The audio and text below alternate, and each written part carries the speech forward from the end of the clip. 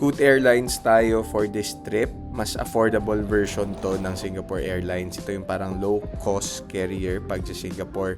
Kaya gusto ko to dahil nga 10 kilos yung allowed as hand carry, which is saktong-sakto para sa trip ko na to. And syempre, mabilis lang ang check-in kasi mas konti yung tao, tapos ilan yung pila nila dito, kaya mas mabilis.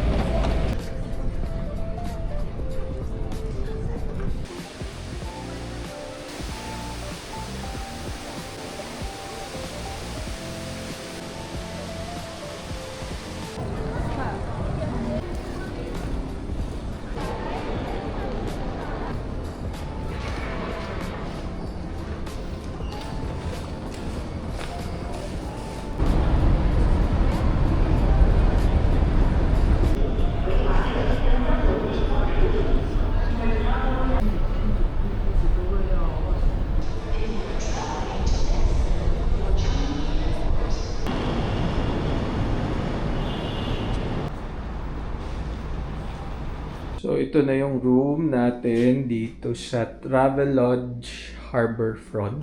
Ayan yung Vivo City, Sentosa. So, andyan na yung Universal, Adventure Cove. Ayun yung mga cable car. Tapos, sa baba, di lang makita. May bus station dyan. At dun sa may dulo yung Harbourfront na mismong train station. So, medyo malayo siya sa city, pero since dito naman most of my itinerary sa may Sentosa area, okay lang. Saktong-sakto lang din. Ito yung room. Ayan yung bed. Taas na talaga ng bed din. Tanggalin muna natin to. Siya na maliwanag. May pa-desk. Tapos merong TV dito. Ito yung parang sink. May salamin. May ref. Yun, may tubig. Sakto na ako dyan. May safe. Lagayan ng bag. Sabitan ng damit. May bidet. Separate yung toilet kasi nandito yung bath mismo. Not bad since mag-isa lang ako, tsaka gusto ko yung location.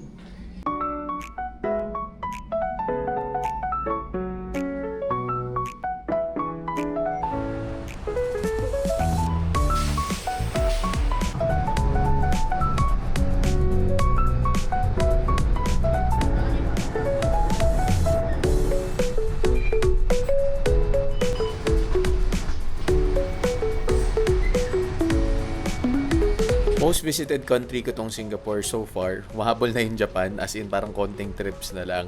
Bata pa lang kasi ako, nakailang punta na kami dito. For work din, dati ilang beses na ako lalo. May mga trips nga na parang 2 nights lang ako. Pero may mga spots pa rin ako hindi napuntahan dito, tulad nga nitong sa Chimes. Preserved Gothic style, heritage architecture yung buong area. Convent and chapel to dati. Chapel pa rin naman ata ngayon. Mas lifestyle destination na siya na may historic halls, courtyard, mga stylish na resto, cafe, bars, uso din yung nightlife. Di pa ako kumakain mula kanina, kaya mag-lunch tayo dito. Burger joint to from Hong Kong, Honbo. Nagkikrave din ako ng smash burgers and cool nung retro American vibe inside. So, dito tayo mag-lunch.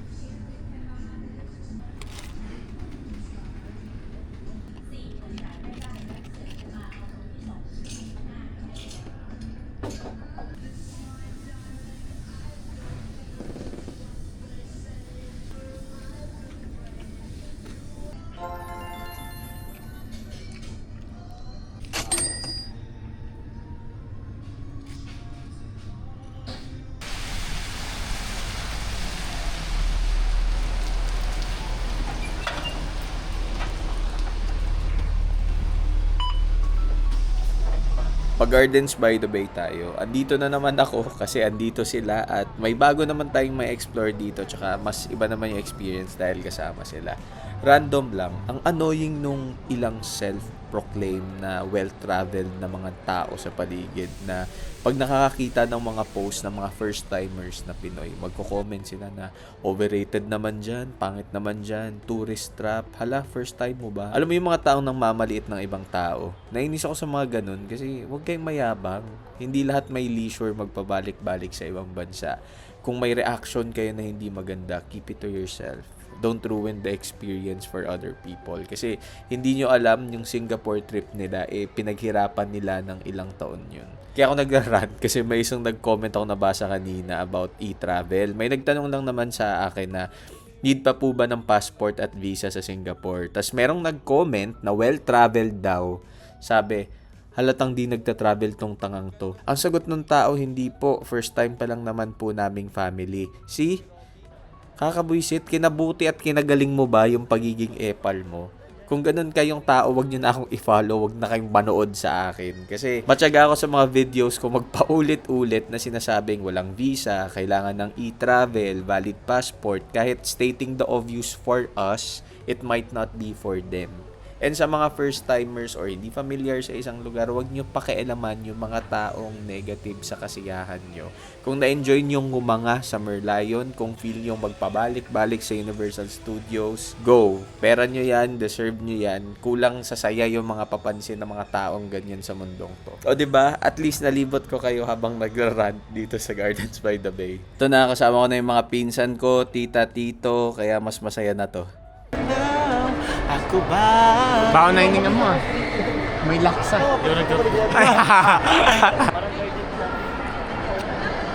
Anong favorite mong experience sa Singapore? Lakad. Kain, hindi?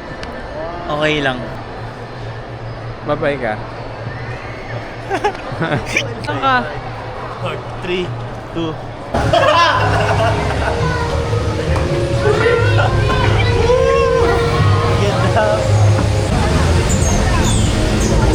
Dito ka, dito ka. Ah. Yo, babies.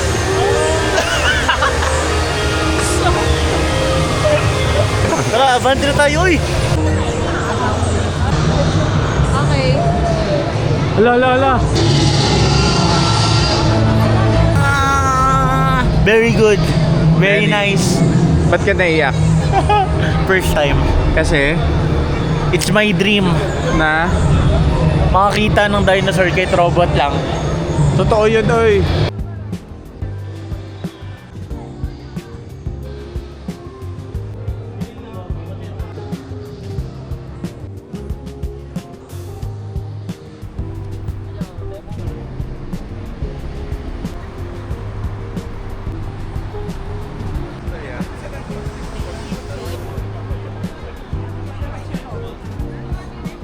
Paggabi na, okay rin mag-ikot dito sa may Clarke area. Yan yung mga ilan sa mga tourist spots dito na different look paggabi.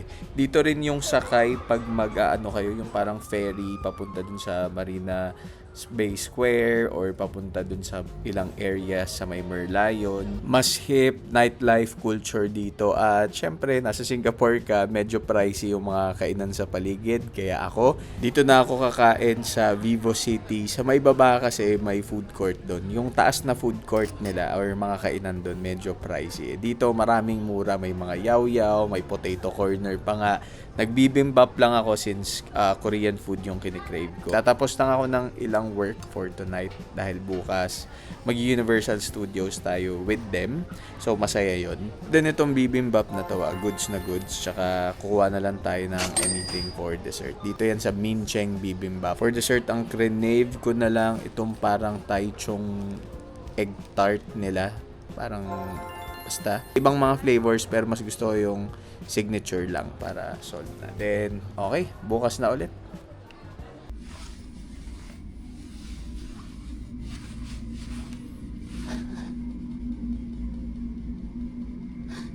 Required tayong gumising ng maaga kasi marami tayong hindi na-reply ang work kahapon tsaka nung mga nakaraang araw. Dahil sabi ko gusto ko munang magpahinga Pero after ilang days lang, actually kahapon lang ako hindi nag-reply kasi weekend naman the previous. Laban agad. Buti na lang magandang view.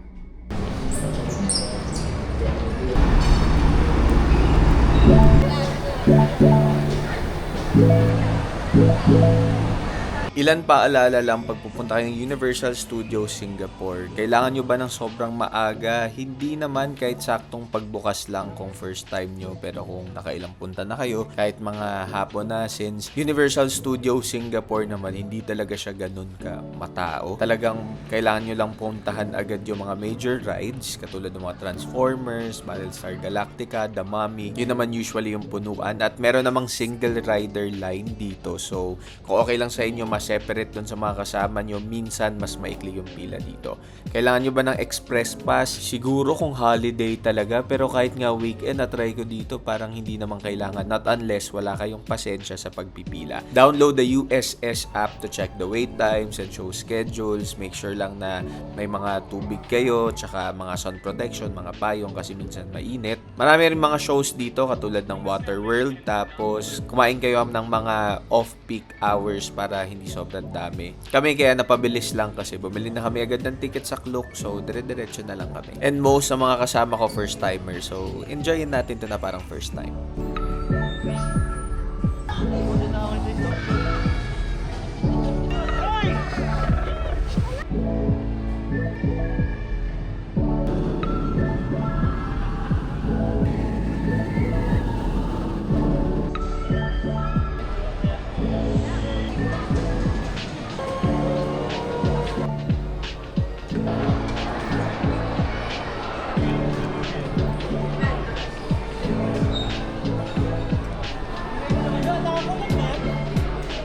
Barbecue, sarap. Barbecue.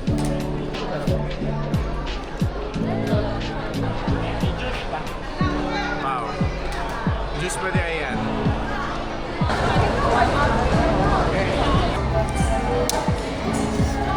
Dali video dito.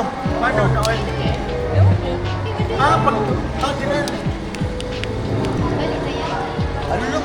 Naubos na namin yung mga gagawin sa Universal Studios, kaya pumunta na kami dito sa Visions of Magic. Nag-secure na kasi kami agad ng ticket para dito. Pwede siya gawin in one day ha. Magsisimula ka sa Universal Studios, tapos lilipat ka dito sa Visions kasi late pa naman to nagsasara.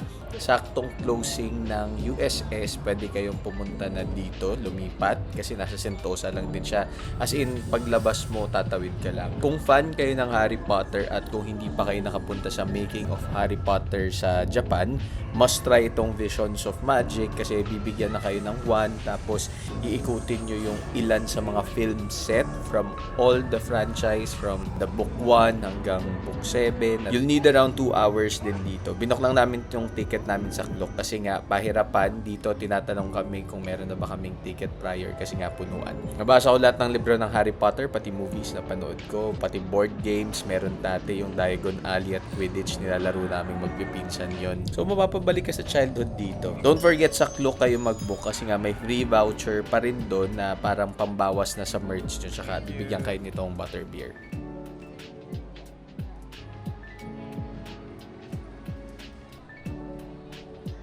Sisilip na naman ako dito sa may Lego store. Pansin nyo sa mga content ko, or baka hindi ko nasasama. Talagang sumisilip ako, nag-i-imagine ako na may binibili na ako, pero wala talaga akong binibili. Parang supervisor lang na nag-check kung anong bago. Meron akong ilan sa bahay, at dati nung bata talaga, as in marami ako niyan. Pero nga ngayon, wala naman tayong leisure mamili ng mga ganyan. Kaya saka na lang yan ako gagawa ako ng Lego City pag marami na akong pera. Meron pa silang bago, itong One Piece. Tapos dapat may Naruto na rin eh.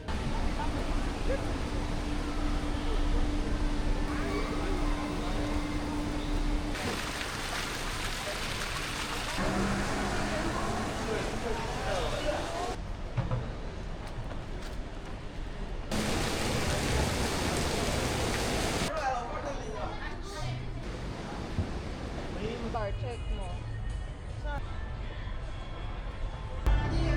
Galvin, kasal niya maganda. Bakit? Gusto ba na ikasal? No!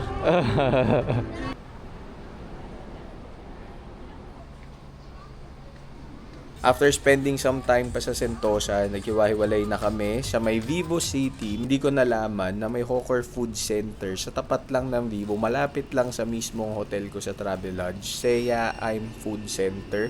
Yun yung na-enjoy ko dito sa Singapore, yung hawker center culture nila. Kasi ang dami mong pwedeng ma-discover, hindi lang Singaporean cuisine, kung ano-ano pa, and most, masasarap naman talaga. Yung iba nga di ko pa rin napupuntahan kahit nakailang balik na ako dito. May favorite ba kayong hawker center? I-comment nyo nga.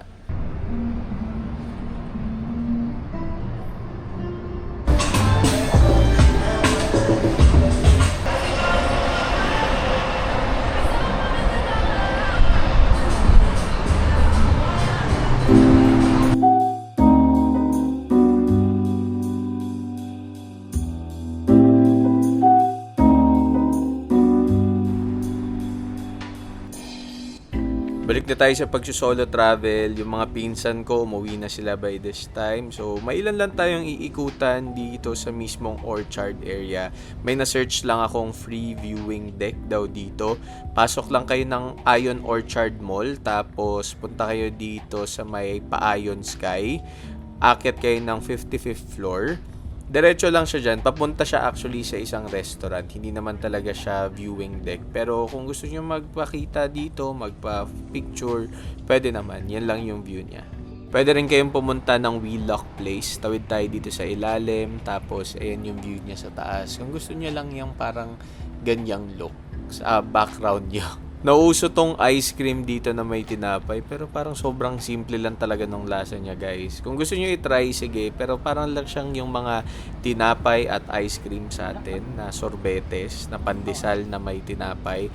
Gamit pa nga nila yung parang rainbow na tinapay sa atin. Naalala niyo pa ba yun? Or masyado na akong matanda para maalala yun? Sobrang daming malls dito sa Orchard, kaya pumunta na rin akong Takashimaya para makapasok dito sa Kinokuniya.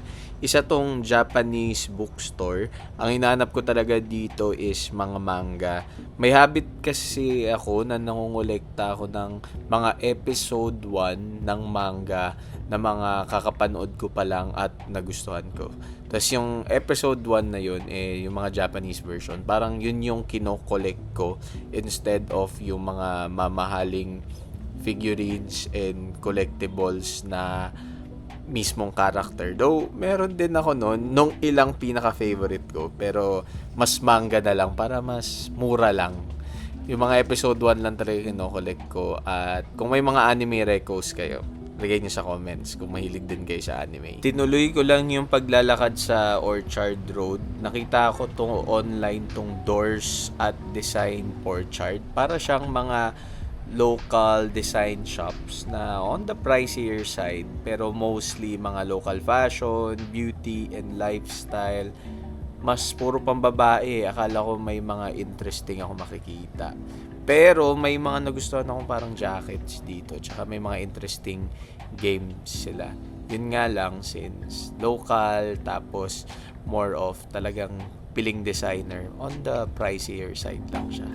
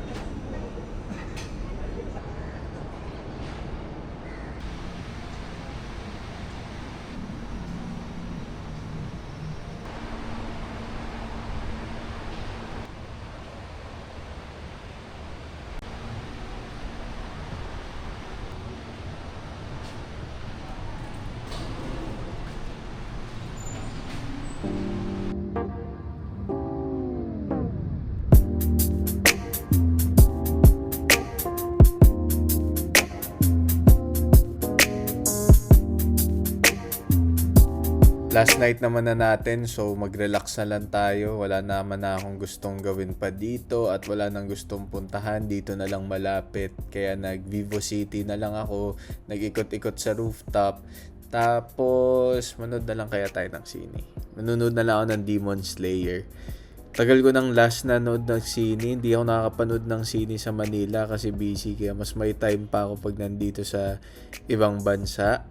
Since nakakuha na tayo ng ticket, kain muna tayo. Na-try ko na rin to sa ibang lugar. Hindi ko maalala kung saan. Sakto lang naman yung food nila pero wala na akong maisip. Minsan pag sobrang daming option, kung ano na lang pinaka-available. So yan, may mga laruan na naman dito na mambubudol pa pero tititigan lang natin yan. Overall, nagustuhan ko ba yung Demon Slayer na Infinity Castle? Oo naman, syempre.